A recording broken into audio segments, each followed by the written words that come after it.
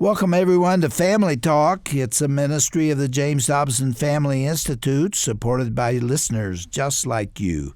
I'm Dr. James Dobson, and I'm thrilled that you've joined us.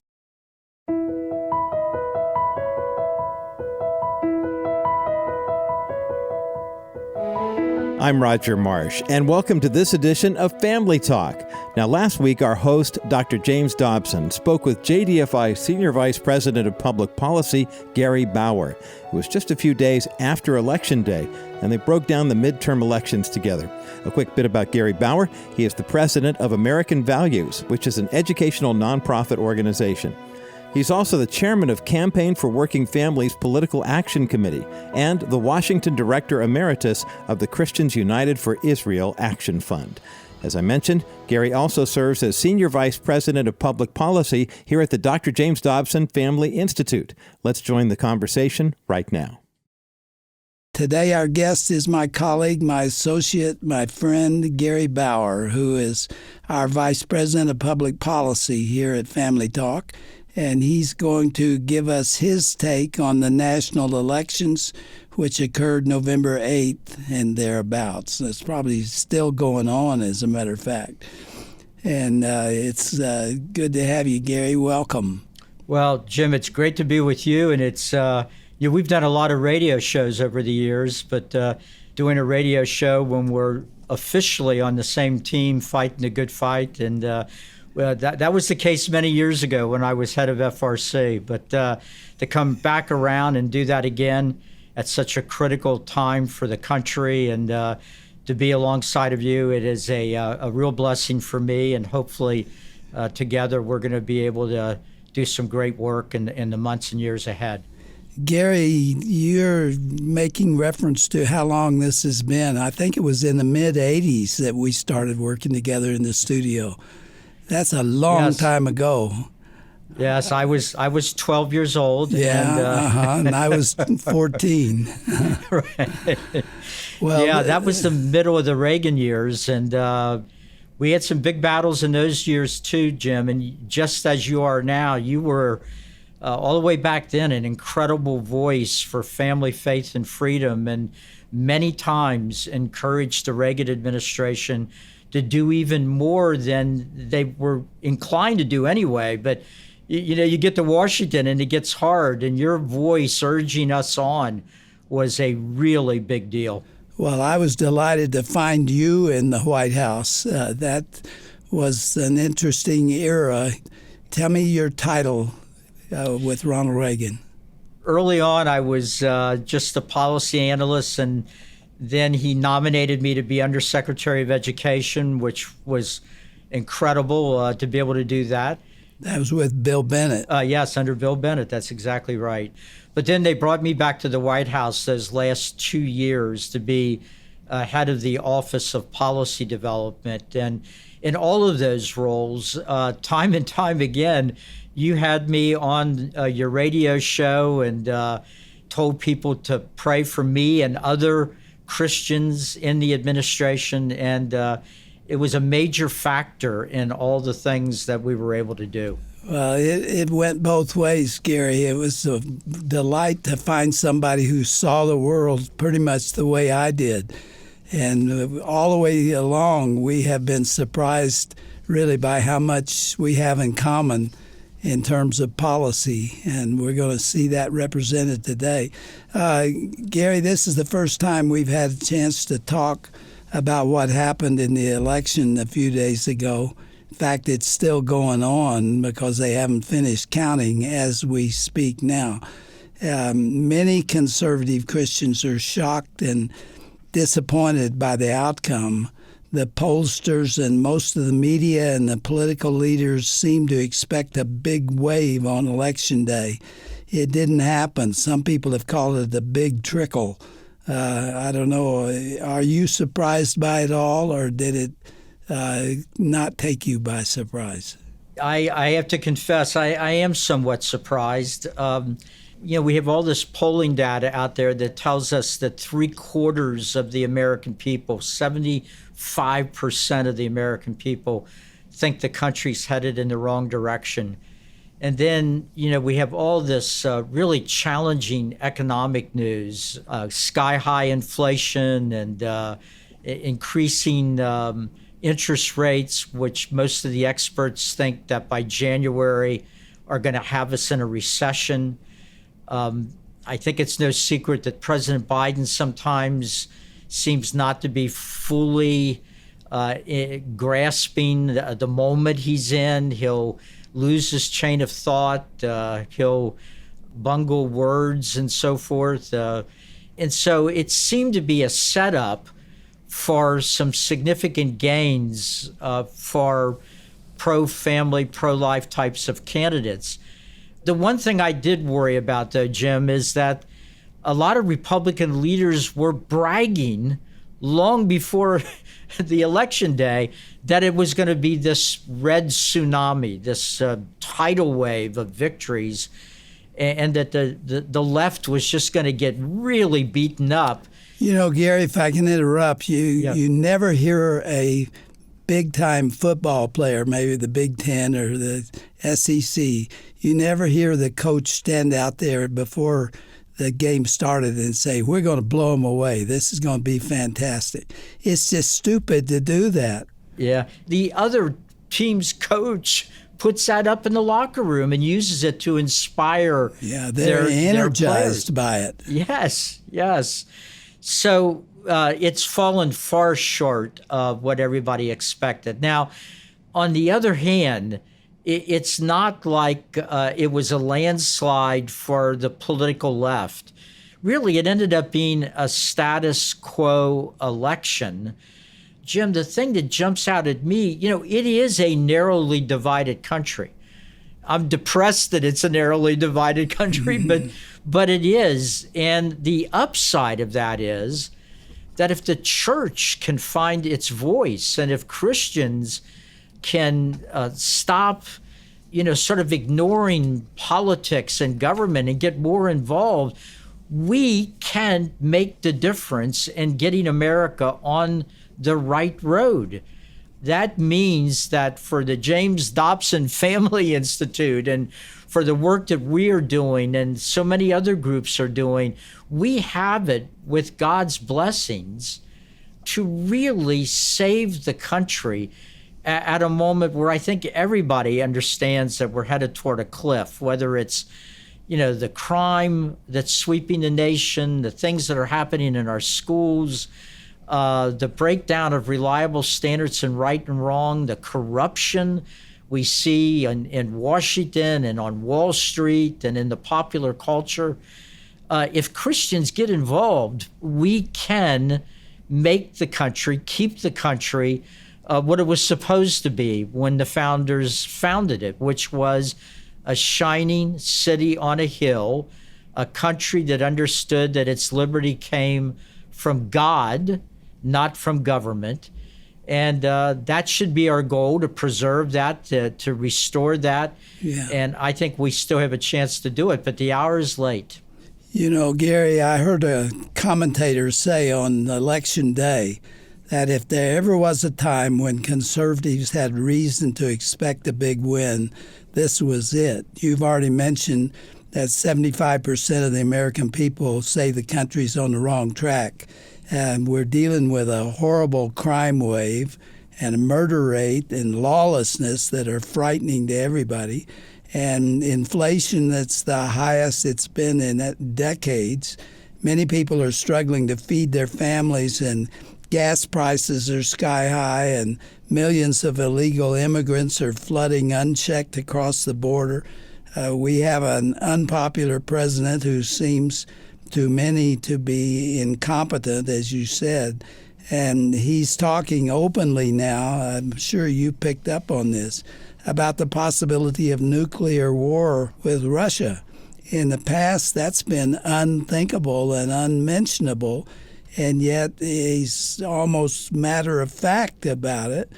The public schools are fighting with parents for control of children. The government is spending trillions of dollars that we don't have.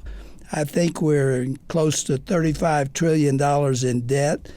Where is it going if Christians don't step up and be heard from, for the electorate to say enough is enough. When are they going to do that? Or maybe they already are. We're not the only two, obviously. That's a great summary, Jim. And you're right to point out that there are pastors out there. I know a couple in Northern Virginia that are really on fire around the concept of Christian citizenship.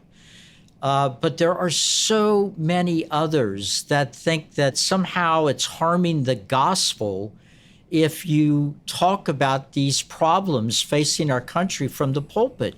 Well, most of the things that you just listed are moral issues. Yeah. They're issues that the Bible speaks to. And if you look at racial reconciliation, the need to do that in America, well, Christians have the answer to that. There's a biblical answer to racial reconciliation, and the answer is that race is the least important thing about all of us. The most important thing about us is that we're made in God's image. And because we're made in God's image, we have dignity and value and worth, whether we're a newborn with Down syndrome or, a 99-year-old with senility. We still have dignity, value, and worth. Well, if Christians aren't in the public square talking about that, how in the world is America going to be able to solve the problem of racism and racial reconciliation? And you can just go down the whole list, the things happening in our schools, the breakdown of moral values in the classroom. I was thinking about this the other day, Jim. If somebody gave you a really incredible gift, a new car, or, gave you a house, would you turn around and let that house be damaged and the foundation undermined by other people? Would you let people dent your car? I mean, that would be a terrible thing. You were given that as a gift by someone. You want to take care of it. Well, the fact that each of us was born in America or was able to come to America legally and be part of the American family, that was a gift from God. Do we think that God didn't know we were going to be born here? He made it possible for us to be born here. We could have been born in communist China. We could have been born in some country, that's built on radical Islam and where it's almost impossible for us to practice our faith. So we've gotten this wonderful gift that God gave us. We sort of won the lottery when we were born here, and yet we have pastors that are saying, well, we don't have any responsibility to save our country, to save America, to protect it from some of the forces, many of those forces really, quite frankly, very evil forces. We have an obligation to protect this gift. Not only did those gifts come from God, but they came from our founding fathers who gave us the Constitution, a marvelous document that's survived all these years. And yet we're not even respecting it in some circles.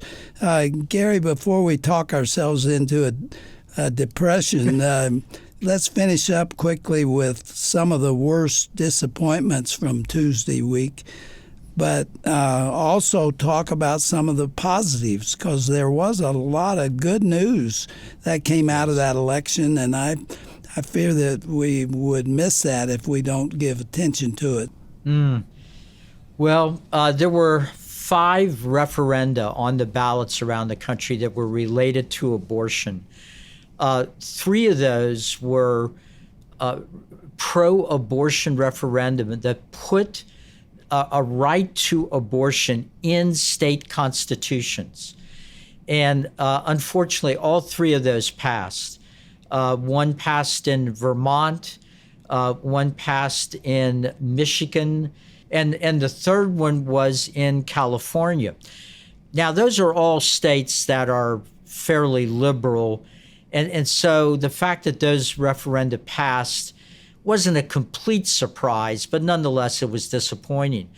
But there are two very conservative states, Montana and my home state of Kentucky, that had pro-life referenda on the ballot, and those were both defeated. In fact, in Montana, the referenda said that if a baby was born alive during an abortion, that once that baby was out of the womb and born alive, there was a legal obligation to protect that child's life and to take care of the child, provide medical care and so forth.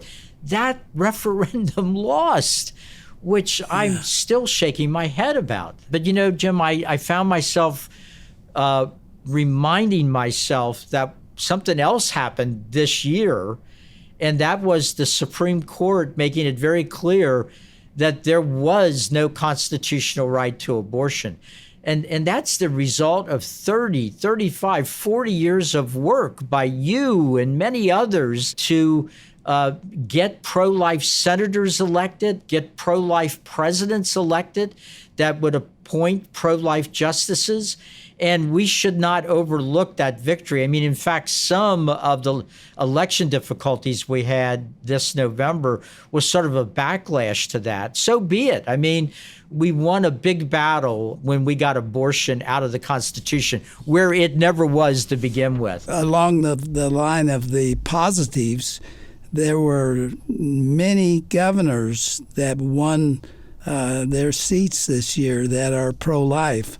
In the interest of time, let me just name the states where there is a governor that's elected. Some of them were reelected and some of them were elected for the first time, but these are the states: Texas, Florida, Ohio, Wyoming, Alabama, Georgia, Tennessee, Idaho, South Carolina, South Dakota, Iowa, and Oklahoma. Yes. These are the states where they now have a pro-life governor. That's a pretty good lineup of governors, and I'm proud about that. We really ought to celebrate it. Yes, absolutely. And, you know, it reminds me, when we're done, Jim, we probably ought to send them a letter of congratulations, because in every case, those governors were under really incredible attack this year. They stuck to their pro-life views. Their state legislatures passed laws on abortion. Some of those laws basically banned it except in cases like rape and incest. Others limited it to only before there's a heartbeat or only before 15 weeks. But in each case, those state legislators and those governors didn't back off. They said, yes, I'm pro-life, and we want to pass this bill, and we don't care how much we're going to be criticized. And I think there was a real lesson in that, because some of the pro-life people that lost their races seemed to be running away from the life issue once the heat got turned up. So I think the lesson here is, if you're pro-life, you believe all of our children ought to be welcomed into the world, be protected by the law, have a seat at the table, be part of the American family. There's nothing to be ashamed or embarrassed of. And if you will just proudly stand by that position and articulate it, don't look embarrassed or ashamed of it, I still think, in addition to being morally right, it's a winning political issue. A lot of people lost their seats because they were wimpy on that issue. And I think it's a winning issue, like you say. Gary, let's assume that the votes have all been counted and the Republicans, conservatives take over the House of Representatives. What are the implications of that we ought to celebrate? It is very important because the House leads in investigations. So if conservatives have a majority in the House, every House committee will have a new chairman. And from what I can tell, looking at the list, 100% of those chairmen are going to be pro-life, pro-family, pro-religious liberty. And in addition to that, they're going to be doing oversight investigations about the corruption we see here in Washington, D.C., the influence buying that's happened with adversaries of the United States, buying influence that reaches all the way into the White House. So it is a big deal if the House is in conservative hands, and in this case, Republican hands. It will mean that a lot of things we need to get to the bottom of we'll be able to do. Are there any other very positive things that come out of the election? You know, Jim, there's some things that might not seem like that big of a deal, but they will over time. In North Carolina, 2 liberal Supreme Court justices were defeated. That means the North Carolina Supreme Court is now in conservative hands and will uphold pro-life laws. In Ohio, there were a number of pro-life justices elected to that state's Supreme Court, which means that pro-life laws in that state will be upheld.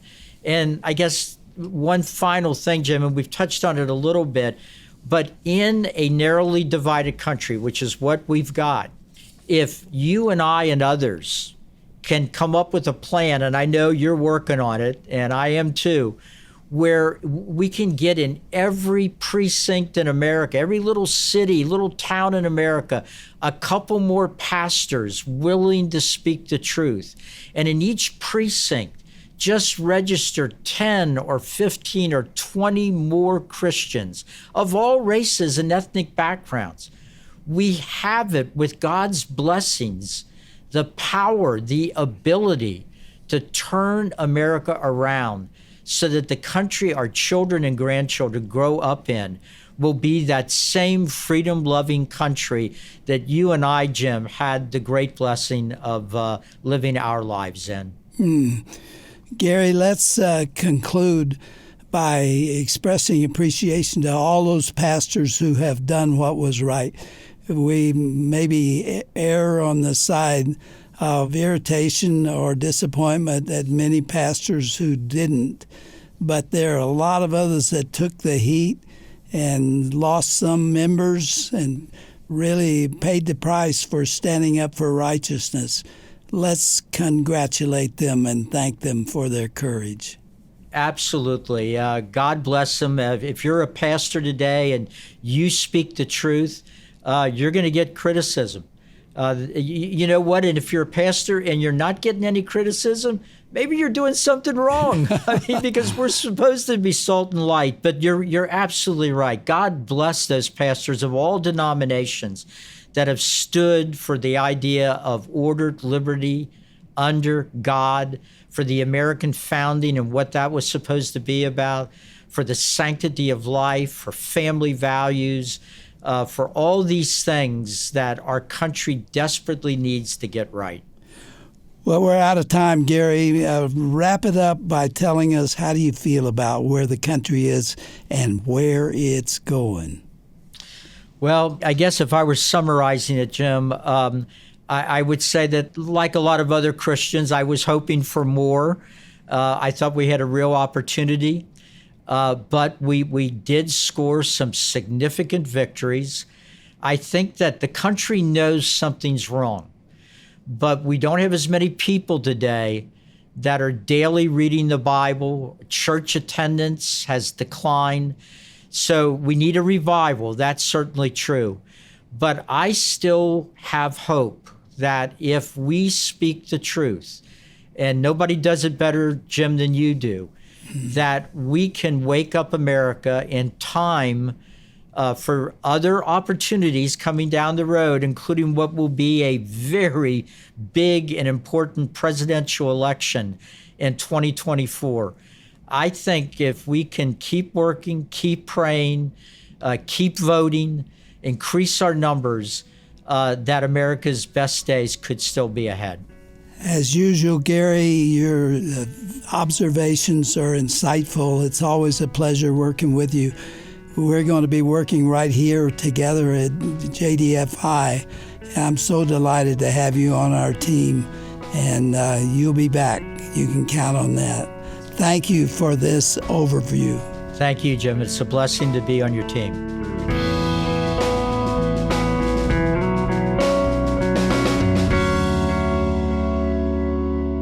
Let's all be in prayer as God moves through our re-elected or newly elected officials.